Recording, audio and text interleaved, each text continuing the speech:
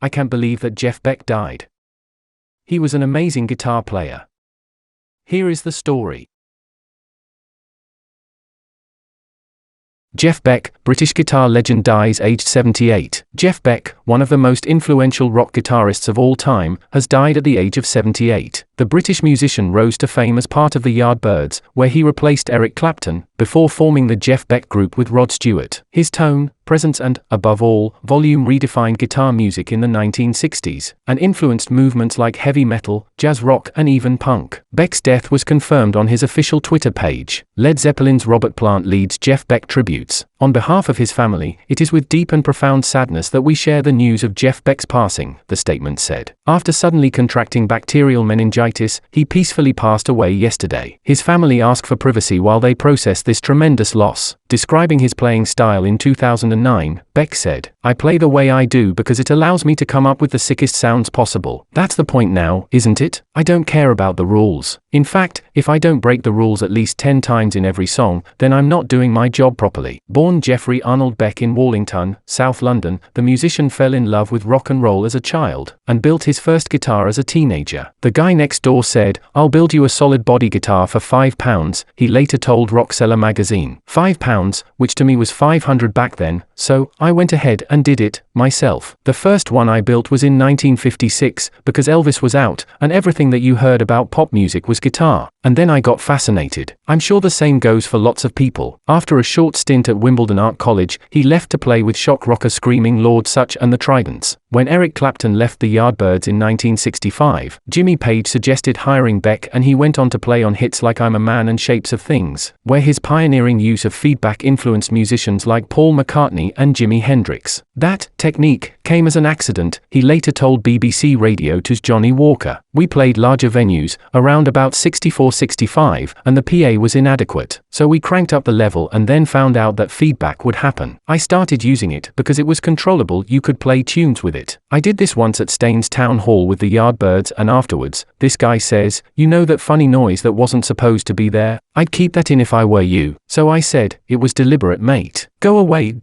The guitarist stayed with the Yardbirds for nearly 2 years, before declaring he was quitting music altogether, then releasing his first solo single Hi Ho Silver Lining. Recorded in just 3 hours, the song was his only top 20 hit in the UK, charting in both 1967 and 1972. But the singer was famously ambivalent about it. He was persuaded to record the song by producer Mickey Most, who, Beck said, "wasn't the slightest bit interested in recording my sort of music. I couldn't say to him, 'Look, you don't know what's going on,' because he had 20,000 gold discs on the wall saying, 'I do know what's going on,'" he told Rolling Stone magazine in 1971. "So for a couple of years I wasted my career doing junk tunes. When he left the studio after cutting the track, the receptionist was already singing it. That," he said, "was when I knew it was a disaster." He went to describe the song as a pink toilet seat around my neck, but eventually made his peace with it, even performing it on Jules Holland's TV show in 2015. After that brief brush with fame, he formed the Jeff Beck Group, whose first 2 albums, Truth, 1968 and Beck-Ola, 1969, took a ferocious approach to the blues that laid the groundwork for heavy metal. But the band were unhappy with a US tour regularly descending into arguments and physical fights. Singer Rod Stewart and bassist Rene would quit in 1970 to join the Small Faces, later the Faces, and when Beck was injured in a car accident, he had to put his career on hold. When he recovered, Beck assembled a second lineup of his band, but their albums were commercially unsuccessful and Beck went solo in 1975. That year, he recorded an album, Blow by Blow, with Beatles producer George Martin. Entirely instrumental, Beck's lyrical, mellifluous guitar playing essentially replaced the parts of a lead vocalist, an approach he would take for most of the rest of his career. Blow by Blow made the US top 10 and was awarded a platinum disc, and Beck quickly followed it up with 1976's Wired, also produced by George Martin, and the 1977 concert album Jeff Beck with the Jan Hammer Group Live. After the tour documented on the album, the musician retired to his estate outside of London and remained quiet for 3 years. "The pitch I play at is so intense that I just can't do it every night," he later explained. The 1980s saw him collaborate with Nile Rodgers on an album called Flash, which contained his first hit single, a cover of Curtis Mayfield's People Get Ready with Rod Stewart on lead vocals, and earned him a Grammy Award. In 1987, he played on Mick Jagger's solo album Primitive Cool, and continued to work with artists like Roger Waters and John Bon Jovi in the 1990s, as well as contributing to Hans Zimmer's score for the Tom Cruise movie Days of Thunder. But his solo output slowed down, until the release of 1999's You Had It Coming, featuring Imogen Heap on vocals, followed in 2003 by an album he simply called Jeff. Around this time, he started incorporating more electronic and hip-hop elements to his music, culminating in his fourth Grammy victory for the tempestuous, shape-shifting instrumental Plan B. He toured extensively in the 2010s, including a joint headline venture with Beach Boy Brian Wilson. The duo had hoped to record together, but those plans fell apart. Instead, Beck ended up befriending actor Johnny Depp, with whom he released a full-length album, 18, in 2022.